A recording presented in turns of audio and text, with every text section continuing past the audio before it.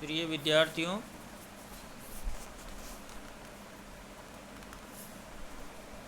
मैं प्रोफेसर पूर्णमल मीना से आचार्य हिंदी शहीद कैप्टन रिपुदमन सिंह राजकीय महाविद्यालय सवाई माधोपुर से। विद्यार्थियों, आज हम बीए पार्ट सेकंड हिंदी साहित्य के फर्स्ट पेपर रीतिकालीन काव्य के अंतर्गत कल हमने कुछ छंदों के बारे में चर्चा की थी। आज हम उसी को आगे बढ़ाएंगे। कल हमने केशव की संक्षिप्त रामचंद्रिका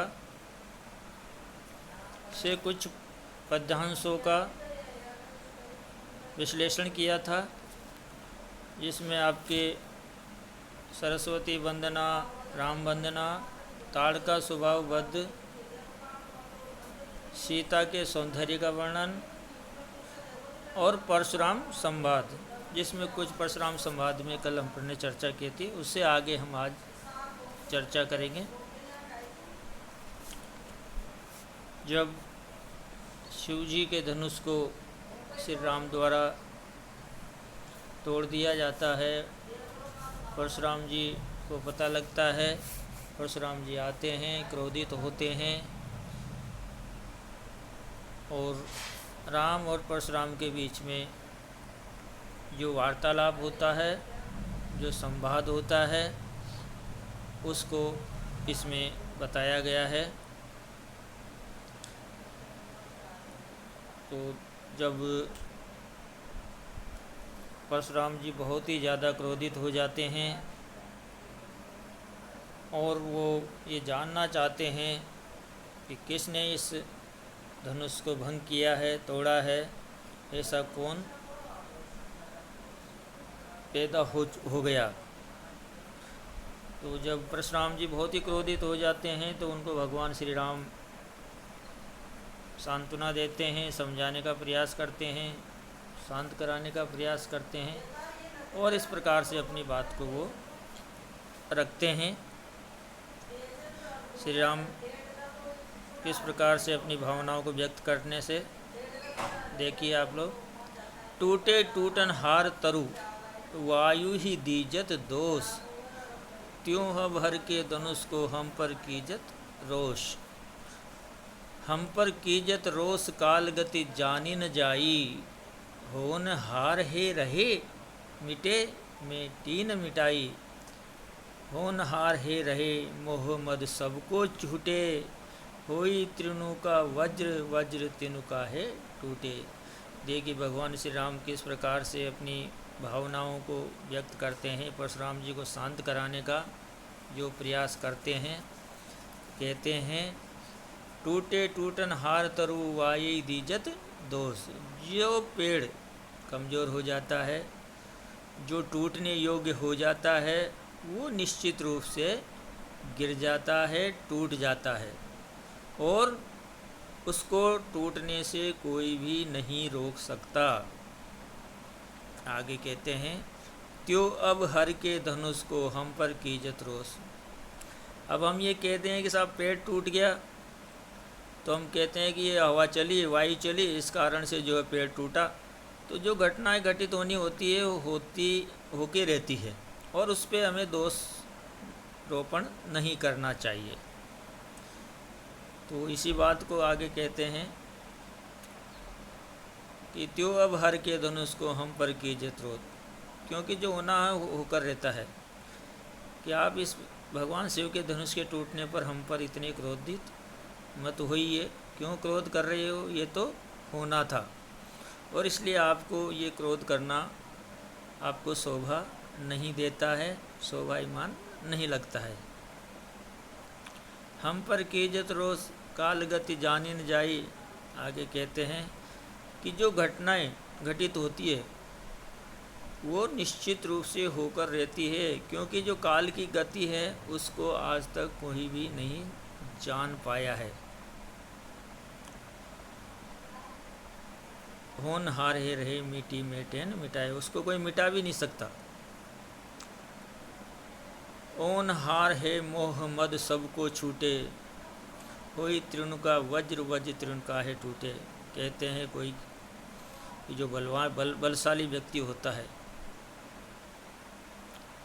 वो बहुत अपने आप को बलशाली घमंडी मानता है, किंतु उसका जो मोह है वो भी उसे चूर कर देता है। इसलिए कह सकते हैं कि परिवर्तन संसार का नियम है, जो आता है वो जाता है, समाप्त होता है। यही इस संसार का वास्तविक सत्य है। जो बलवान होता है, कठोर होता है, वो भी वज्र के समान अपने आप को शक्ति संपन्न मानता है, किंतु जब स्थिति विपरीत होती है तो वो तिनके की भांति पहाड़ भी आसमान की तरफ बिखर जाता है। तो यह समय को, गति को पहचानने की बात की है, उसको स्वीकार करने की बात की है श्री राम के द्वारा, और समय को सबसे शक्तिशाली बताने का भी यहाँ प्रयास किया है। तो यहाँ पे विभिन्न उदाहरणों के माध्यम से बताने का प्रयास किया है कवि केशव द्वारा।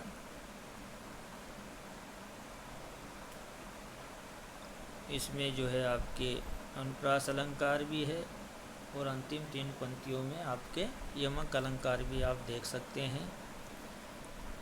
अगला जो खंड आपका इस पाठ्यक्रम में है विद्यार्थियों, वो है अयोध्या कांड, जिसमें भगवान श्री राम को वनवास होता है। तो वन गमन को जाते हैं। वन के अंतर्गत यात्रा के समय विभिन्न प्रकार की जो वहाँ का दृश्य दिखाई जाता है, क्या क्या देखने को मिलता है, उस वन यात्रा का चित्रण इस पद्यांश में, इस छंद में करने का प्रयास किया गया है। ये रामचंद्रिका के ही एक अयोध्या कांड से लिया गया है।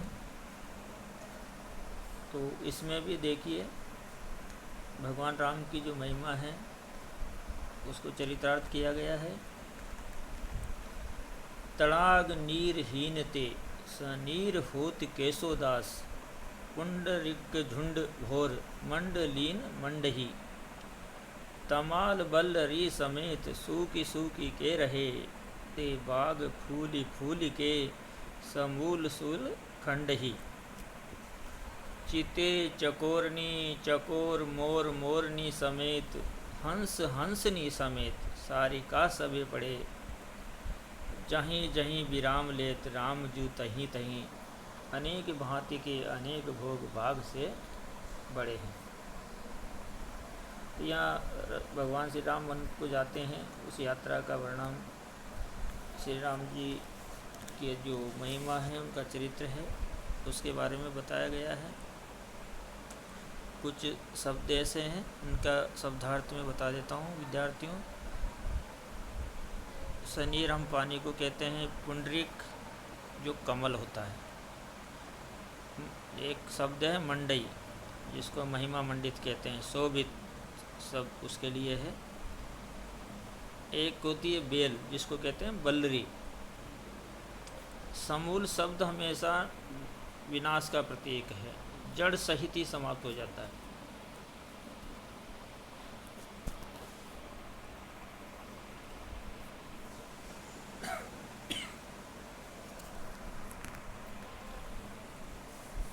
तो केशवदास इस अयोध्या कांड में जो है बताते हैं, तड़ाग नीर होने ते सनीर होत केशवदास, उंडरी के झुंड भोर मंडलीन मंडही। केशवदास जी कहते हैं कि श्री राम जब वन यात्रा में जहाँ जहाँ पे भी उन्होंने विश्राम किया है, वहीं वहीं पर जहाँ पे तालाब में पानी नहीं था,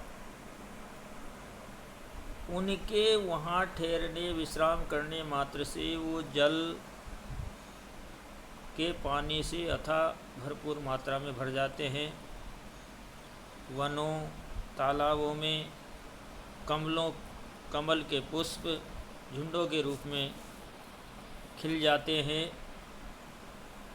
भौरें उस पर मंडराने लगते हैं। बहुत ही सुंदर दृश्य देखने को मिलता है।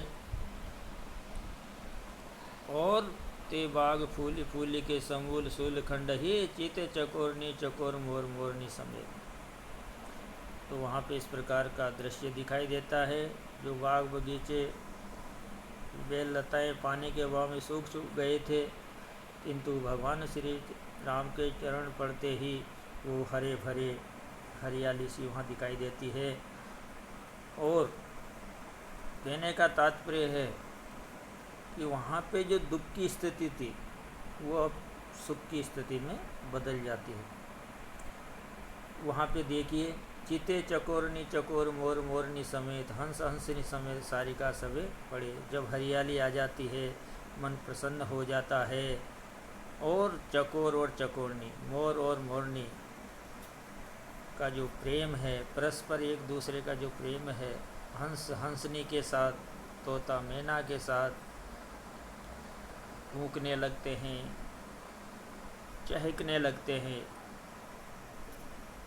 जहीं जहीं विराम लेत राम जू तहीं तहीं, अनेक भांति के अनेक भोग भाग से बड़े हैं।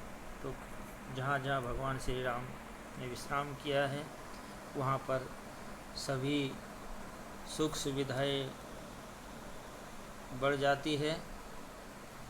कहने का तात्पर्य है कि वहाँ पे संपूर्ण प्रकृति सुखमय हो जाती है। तो ये राम के वनगमन का चित्र है, उनकी जो महिमा है, इसमें प्राकृतिक सौंदर्य को वर्णित किया गया है और राम का जो यश है उसको बताने का प्रयास किया है। यहाँ पे अनुप्रास यमक आदि अलंकार भी जो है इसमें हम देख सकते हैं।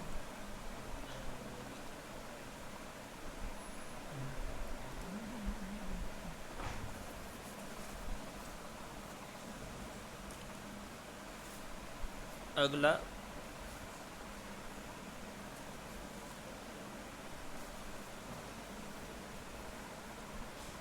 एक एक कहे अमल कमल मुख सुख सीता जू को, एक एक कहे चंद्र सम आनंद को कंदरी, होई जो कमाल तो रहे नी में न संकुचिरी, चंद जो तो वासर न होती दूती मंदरी, बासर ही कमल रजनी ही में चंद्रमुख, बासर हूँ रजनी विराजे जग बंदरी, देखे मुख भावे अन देखे ही कमल चंद, ताते मुख मुके सकी कमलो न चंदरी।